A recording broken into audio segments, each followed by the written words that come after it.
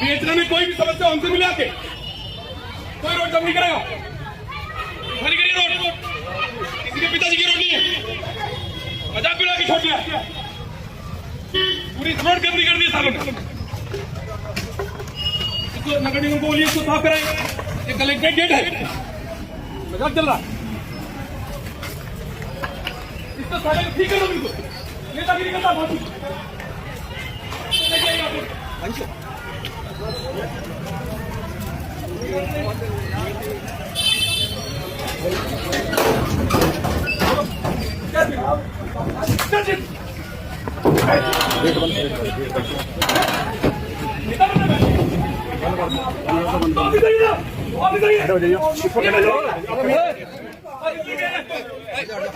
जिस थाना अध्यक्ष को रात को एप्लीकेशन दिया उसने कहा मैं सुबह को करूंगा, क्योंकि दलितों की बेटी है भाई, बहुजन समाज की बेटी है, सुबह को देखूंगा।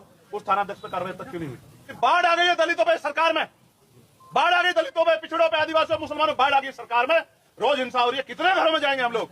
ये जिम्मेदारी मुख्यमंत्री की है, ये जिम्मेदारी चीफ सेक्रेटरी की है, डीजीपी की है, जिम्मेदारी हमें उठानी पड़ रही है। न्याय उनको दिलाना चाहिए, तनख्वाह वो ले रहे हैं और हर जिले में जाकर लड़ना हमको पड़ रहा है। ये अन्याय हो रहा है सरकार। आपकी भाषा शैली देखो, आप मानसिक रूप से तैयार थे।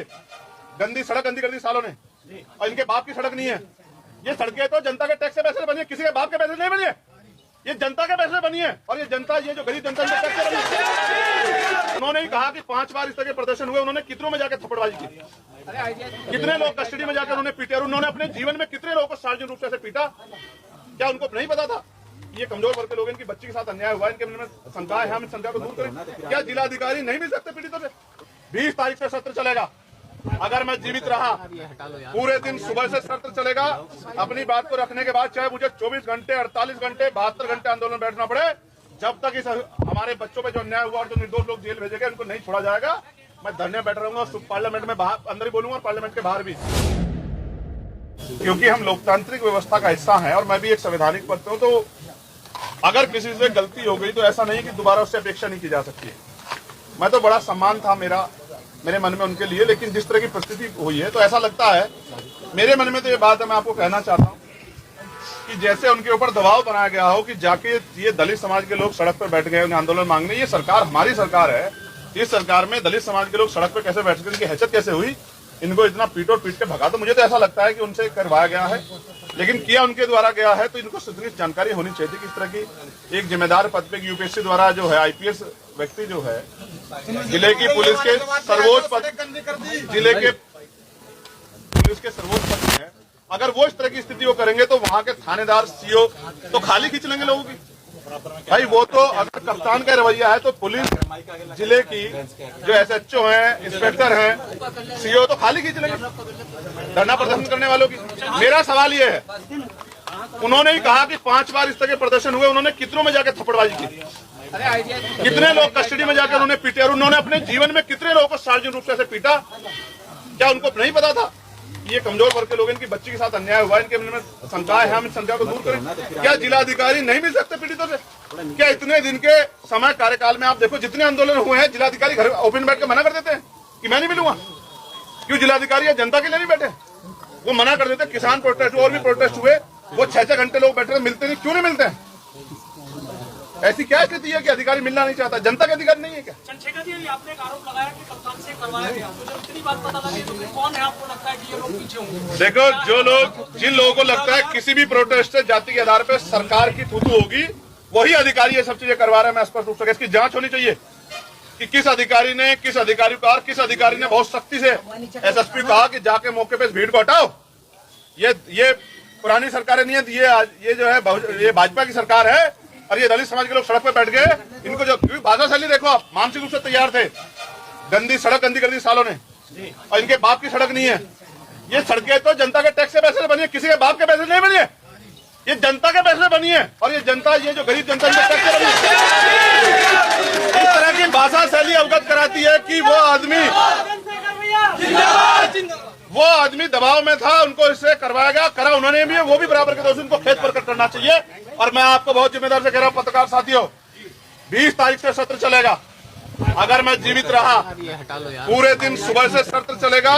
अपनी बात को रखने के बाद चाहे मुझे 24 घंटे, 48 घंटे, 72 घंटे आंदोलन बैठना पड़े, जब तक इस हमारे बच्चों पे जो अन्याय हुआ और जो निर्दोष लोग जेल भेजे गए उनको नहीं छोड़ा जाएगा, मैं धरने बैठ रहूंगा। पार्लियामेंट में बाहर अंदर ही बोलूंगा और पार्लियामेंट के बाहर भी। जिस तरह के जब सांसद के कपड़े फट सकते हैं हरिद्वार में, यहाँ प्रोटेस्टर को पीट पीट के डाला जा सकता। कौन सी धारा में लिखा है पीट दोगे? कौन सी पुलिस एक्ट में लिखा है? सब जो है जाति के आधार पर हो रहा है। ये जातीय व्यवस्था है, ये इसका जवाब देना पड़ेगा। मेरी बात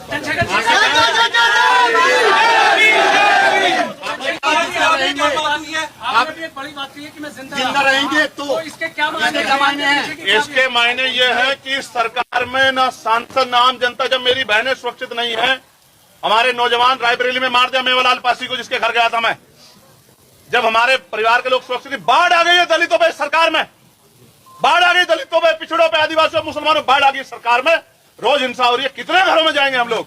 ये जिम्मेदारी मुख्यमंत्री की है, ये जिम्मेदारी चीफ सेक्रेटरी की है, डीजीपी की है, जिम्मेदारी हमें उठानी पड़ रही है। न्याय उनको दिलाना चाहिए, तनख्वाह वो ले रहे हैं और हर जिले में जाकर लड़ना हमको पड़ रहा है। ये अन्याय हो रहा है सरकार में। आपको किससे जान का खतरा है?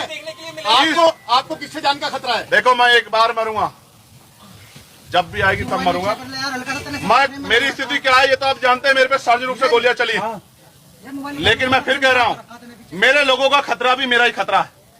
जब मेरे भाइयों बहनों को, मेरी माओ को, उनको मैंने देखी, उसकी माँ को, उस बच्ची की माँ को देखी, उसको ना यहाँ पट्टी बांधी हुई सूझ रही है, वो डंडे मारने हैं आपको, क्योंकि दलितों की बहनें बेटियां बैठी हैं। भैया मैं मान जाता, आप सारे पत्रकारों बताओ पिछले 1 साल में किसी पे लाठी पड़ी क्या प्रोटेस्टर पे?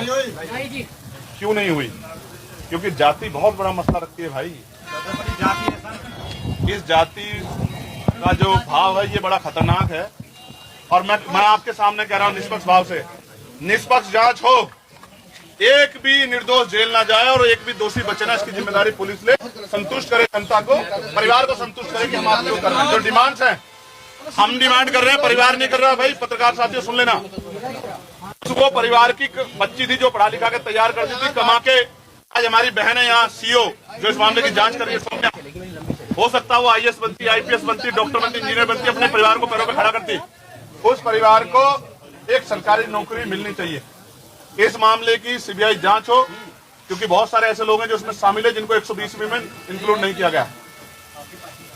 तीसरा, अभी फॉरेंसिक रिपोर्ट नहीं है, एफएसएल की रिपोर्ट नहीं है, बहुत कुछ क्लियर नहीं है। अभी सामूहिक दुष्कर्म है नहीं है, कुछ भी अभी क्लियर नहीं हुआ।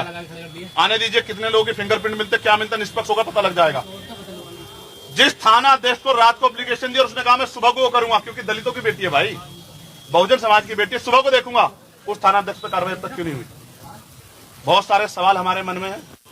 जब अधिकारी कह रहे इससे ज्यादा कुछ नहीं करेंगे तो ये पता लगता है कि कुछ करने की मंशा नहीं। इसलिए उस परिवार को, परिवार वहां भय के साए में, क्योंकि 4 दिन पहले भी उस परिवार के पीछे 4 लोग लगे, तो उस परिवार को का पुनर्विस्थापन जो है वो रिहेबिलिटेशन यहाँ होना चाहिए शहर में, जो वो सुरक्षित रह सके, ये एक्ट कहता है। ठीक है, और अभी तक कोई मुआवजा सरकार ने घोषित नहीं किया। क्यों नहीं किया? क्योंकि दलितों का दलित परिवार, इसलिए मुआवजा नहीं घोषित किया। मैं आपसे कह रहा हूं, आप पश्चिम उत्तर प्रदेश में रहते हैं, लेकिन मीडिया की गूंज पश्चिम उत्तर प्रदेश तक नहीं है। मैं भी लखनऊ गया तो रायबरेली जाना पड़ा, मैं सहारनपुर हरिद्वार गया तो मुझे टिहरी जाना पड़ा। ये भारतीय जनता पार्टी की सरकार में दमन हो रहा है। हमारे लोग इस दमन को भूलेंगे नहीं, आने वाले समय में सबक सिखाएंगे। मेरी बात सर, इसका विधानसभा चुनाव में भी देखने के लिए मिलेगा। मैं चंद्रशेखर आजाद आपको विश्वास दिलाता हूं कि मैं अपने एक एक आदमी को बताऊंगा कि किस तरह का न्याय लिस्ट बना के पिछले 5 सालों में सरकार में, और उससे पिछले 5 सालों में हाथरस से लेके कपसाड़ की बेटी तक। और मीडिया के बंधु, मैं आपका धन्यवाद देता हूं जिन्होंने हमारी बेटी का चरित्र हनन करके कपसाड़ में भी खबरें चलाई थी कि उसका प्रेम प्रसंग था। घटनाएं तो बहुत होती है, लेकिन प्रेम प्रसंग जब दलित की बेटी होती है या पिछड़े समाज की होती है तभी दिखता है। अनुष्का पाल 45 दिन तक पड़ी रही उसमें नाले में। यही न्याय है, ये हमारे हिस्से में आए देश में। ठीक है, हमारी बेटी गायब होती, सुबह को ढूंढेंगे, पहले कुत्ता बिल्ली गायब हो जाता तो रात को मिल जाता था। हमें और ताकत बनानी पड़ेगी और हमें और लड़ाई लड़नी पड़ेगी। और सुरक्षित नहीं है सरकार में कोई, नारे कुछ भी लगा लो चाहे। परिवार ने आपसे क्या बात करी, क्या मांग रखी है? परिवार ने सिर्फ एक ही मांग रखी कि आप आए हो, हम आपका इंतजार देख रहे थे, हम आपसे उम्मीद करते हैं कि आप हमें न्याय दिलाओगे। हम डर के साए में हैं, हमारे बच्चों को डराया जा रहा है, हमारी बच्चियां सुरक्षित नहीं है। 1.5 साल पहले भी इस तरह से मेरी बेटी को उठा के लेके गए थे। पुलिस तो कहती है कि फैसला हो गया था, जबकि हमें डरा धमका के फैसला करवाया गया था और हमसे वादा किया गया था आज के बाद आपकी बच्ची की तरफ आंख उठा के। मेरे पर नोट और बच्ची का जो उसने 11 तारीख को लिखा है, जिसमें उन्होंने कहा है, उसने कहा मेरी जान खतरा है, यानी कि वो 11 तारीख को भी उसको उम्मीद थी कि उसके साथ अन्याय हो सकता है, वो मर सकती है। 11 तारीख को किया, 15 तारीख को उसको उठाएगा। जिस आदमी से खतरा महसूस कर रही है उसके साथ स्वीकृति चली जाएगी, बताइए आप मुझे। तो इसका मतलब, क्योंकि फिर मैं कहूंगा दलित की बच्ची है साहब। क्या आपकी आज एसएसपी से बात हुई इस मामले को लेकर? अभी आज तो नहीं हुई, कल भी हुई, परसों भी हुई, जिस दिन लाठीचार्ज किया उस दिन भी हुई। अधिकारी हैं, जिम्मेदार अधिकारी हैं, उनसे ही कहेंगे। उनको भी अपनी जो है द्वारा जो व्यवहार किया उसका पे खेद होना चाहिए और इस मामले में कठोर कार्रवाई हो इसकी उम्मीद करते हैं। मगर मैं आपसे कह रहा हूं, मामला खत्म नहीं हुआ है। मामला लखनऊ भी जाएगा और दिल्ली भी जाएगा, जंतर मंतर पे जहां भी जा सकता है जाएगा, लेकिन अन्याय नहीं सहेंगे, ये बात मैं आपको। जो लोग जेल भेजे गए हैं उनका क्या? जो लोग जेल भेजे गए हैं, मैंने अधिकारियों को कहा है कि बिना शर्त के उनको रिहा किया जाए, क्योंकि आपने जो 7 CLA एक्ट और सबको लगाया, किसी सरकारी संपत्ति का नुकसान नहीं हुआ। आपने सिर्फ अपने आप को बचाने के लिए उनको जेल भेज दिया। उन सारे बच्चों को, वो सारे बच्चे हमारे समाज के हैं, राजनीति भले अलग अलग पार्टी में करते हैं, उनको रिहा करना चाहिए बिना शर्त के। एसएसपी ने कहा है कि हमारा विरोध करने वाले को अपील है 2 पेड़ लगाए, जो सपोर्ट करें वो 1 पेड़ लगाए, और हमसे कोई सवाल है तो हमारे पास आए, सारे साक्ष्य हैं। हम 1000 पेड़ लगाएंगे और 1 पेड़ राष्ट्रपति भी मां के नाम लगा रहे हैं, लेकिन इन पेड़ों की छांव में कौन बैठेगा ये जनता तय करेगी। मेरी बात देखिए, 15 मई को थाना टीपी नगर से एक महिला चली गई थी, जिनके बारे में उनके परिजनों द्वारा 16 मई को गुमशुदगी दर्ज कराई गई थी। 17 मई को उनका शव थाना रोहटा के ग्राम से, जहां की वो रहने वाली थी, वहां से बरामद हुआ था। तत्काल शव की शिनाख्त की गई थी। सीसीटीवी के ट्रेल के आधार पर जिस भी व्यक्ति के साथ वो जाते हुए दिखाई पड़ी थी उसको गिरफ्तार किया गया था। प्रकरण में यह संज्ञान में आया था कि इनकी पूर्व से जान पहचान थी एवं आपसी विवाद को लेकर इस लड़के ने उनकी हत्या कर दी थी। इस लड़के का भाई और खेत का मालिक, जिन्होंने साक्ष्य मिटाने में इस लड़के का मदद किया था, उनको भी पुलिस ने अपनी तरफ से ही मुकदमे में नामजद किया था। इस मुकदमे की विवेचना क्षेत्राधिकारी ब्रह्मपुरी के द्वारा की जा रही थी। इनके द्वारा लगातार जो भी पीड़ित पक्ष है उनसे बात की जा रही थी। कल भी वो उनके घर गई थी और जितने परिजन हैं उनके द्वारा विवेचना पर संतुष्टि भी जताई गई थी, जिसके वीडियो साक्ष्य भी हम लोगों के पास मौजूद हैं।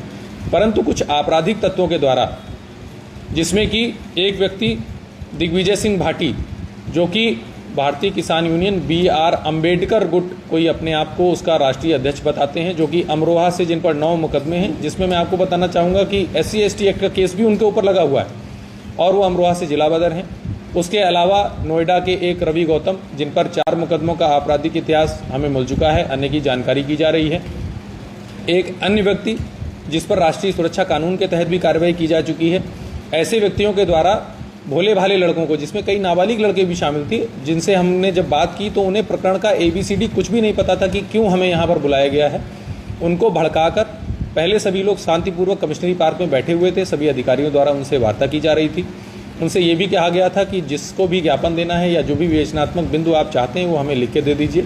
उस पर कुछ लोग राजी भी थे, लेकिन इन आपराधिक तत्वों के द्वारा उन्हें भड़काकर कलेक्ट्रेट के गेट के सामने रोड जाम की गई, जिससे आने जाने वाले लोगों का आवागमन बाधित हुआ। जितने अधिकारीगण हैं उनका आवागमन बाधित हुआ।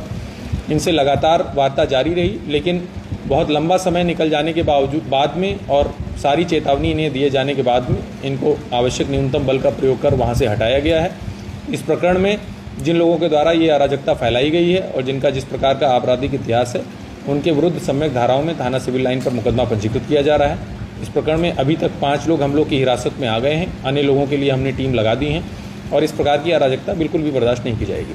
सर, आए दिन यहाँ पर इस तरह के धरने प्रदर्शन और गेट रोकना होता है, तो क्या कोई मैसेज देना चाहेंगे कि बिना मतलब में लोगों को भड़काया ना जाए? देखिए, मेरा सिर्फ इतना कहना है कि यदि किसी को कोई समस्या है, हम लोग लगातार जन सुनवाई में बैठते हैं और सारे साक्ष्य जो भी चीज़ें हैं, यदि किसी सरकारी कार्मिक की गलती सामने आती है तो उस पर भी मुकदमे पंजीकृत किए जाते हैं। लेकिन ये बात आपकी सही है कि थोड़ा सा इधर बीच कई लोगों के द्वारा इस प्रकार के कुछ प्रयास किए गए हैं। रोड जाम करने के मामलों में